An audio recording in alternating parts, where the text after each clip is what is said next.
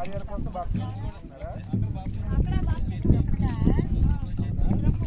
మరి మీరు పాపాలను ఒప్పుకున్నారా? మిమ్మల్ని ఎవరైనా బలవంతం చేశారా? ఈవిడ ఎప్పుడు నాకు మాట్లాడుతుంది మీతో ఈవిడ ఏమన్నా బాప్తిజం తీసుకోకపోతే జీవించబడమని ఎవరు మీ కోళ్ళు గారు ఏమన్నా బాప్తిజం తీసుకోకపోతే ఊరుకోనంట. ఎవరు బలవంతం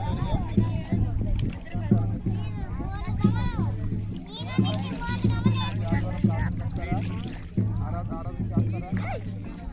మరి దేవుళ్ళు దొరుకుతారా? మరి సంపాదనలో మరి దేవుడి పనికి మరి ఆటంకాలు వచ్చినా లేకపోతే ఆదివారం ఏమైనా పనులు నచ్చి మానుకొని మరి దేవుడికి పంపారా? అమ్మా నాగేశ్వరం గారు ఇచ్చిన సాక్ష్యాన్ని బట్టి, దేవుడు నాకు ఇచ్చిన అధికారాన్ని బట్టి, తండ్రి యొక్కయు కుమారుని యొక్కయు పరిశుద్ధాత్మ నామమైన యేసు నామములోకి నీకు బాప్తిస్మం. ఇదిగో ప్రభు మంచి సాక్ష్యాన్ని ఇచ్చారు.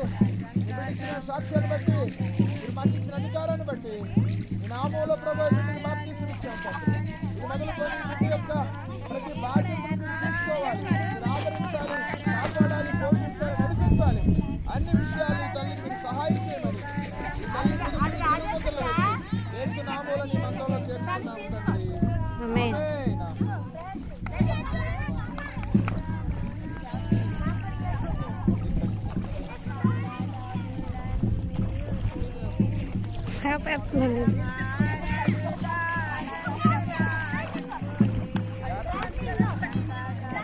మరండి నెక్స్ట్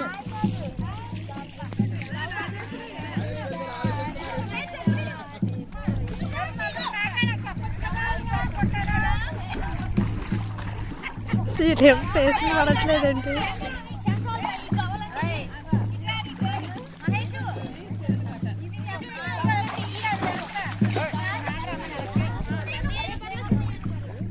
ఎలాగిచ్చే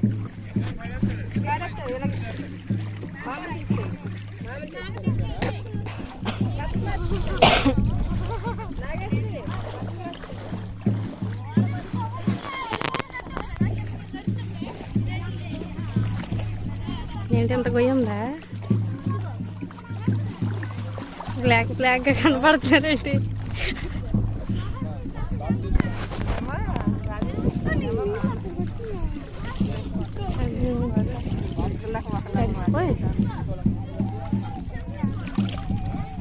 ఎవరు బలవంతం లేదుగా, ఎవరు చేయలేదుగా. పాపాలను ఒప్పుకున్నారా?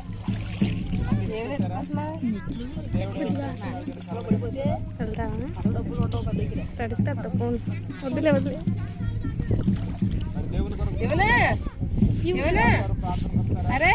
ఆరాధనలో పాల్గొంటారా?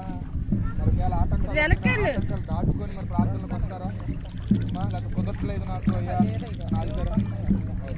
మరి దేవుడు మీకు ఇచ్చిన సంపాదనలో 10వ వంతు ఇచ్చి ప్రభు పనులు సహకరిస్తారా అమ్మా? మరి మీరు ఇచ్చిన సాక్ష్యాన్ని బట్టి, అమ్మా ఈ బిడ్డ ఇచ్చిన సాక్ష్యాన్ని బట్టి, దేవుడు నాకు ఇచ్చిన అధికారాన్ని బట్టి,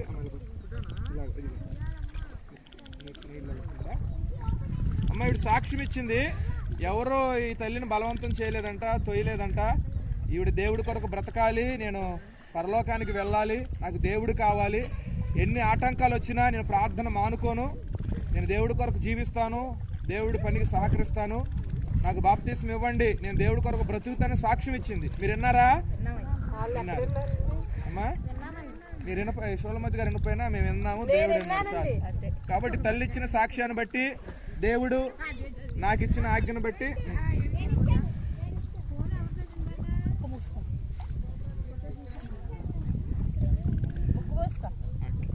తండ్రి యొక్కయు కుమారుని యొక్కయు పరిశుద్ధాత్మ నామమైన యేసు నామములోకి మీకు బాప్తిస్మం.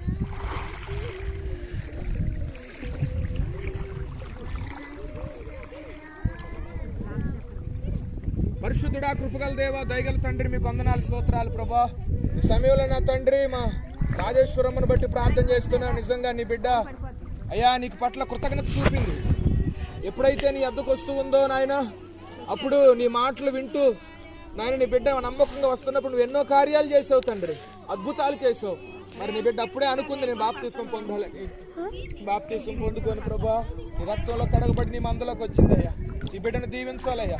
ఇది మొదలు కానీ అన్ని విషయాలు ఈ బిడ్డకు నువ్వు అండగా కొండగా కోటగా ఉండాలి. ఏ కష్టం రాకుండా నువ్వు కాపాడాలి, కాచుకోవాలి, దీవించాలి ప్రభా. ఈ బిడ్డకు నాయన ఎవరు లేరు నాయన, నువ్వు తోడుగా నిలబడాలి తండ్రి. అయ్యా ఇప్పుడు బాప్తిసం తీసుకొని ప్రార్థన చేస్తూ ఉండగా తన కుమారుడు కూడా మారిపోవాలి నాయన. ఆ రీతిగా సహాయం చేయి, పోషించయ్యా. ఎవరి ద్వారా అలాంటి కష్టం రాకుండా నువ్వు కాపాడు. ఈ బిడ్డకు నువ్వు కాపురగా ఉండు ప్రభా. ఈ బిడ్డ నిన్ను ఒప్పుకుందా నాయన, నువ్వు దేవుడు అని అంగీకరించి బాప్తిసం తీసుకుని కనుక ఈ బిడ్డ నుదుటి మీద సిలువ ముద్రలు వేసి నీ మందులో చేరుస్తూ ఉండగా ఇది మొదలుకు నీ బిడ్డకు నువ్వు అన్ని విషయాల్లో తోడు నడిపి సహాయం చేయాలి. యేసు నామములో ప్రార్థించి సిలువ ముద్రలు వేసి నీ మందులో నేను చేరుస్తున్నాను. ఆమేన్.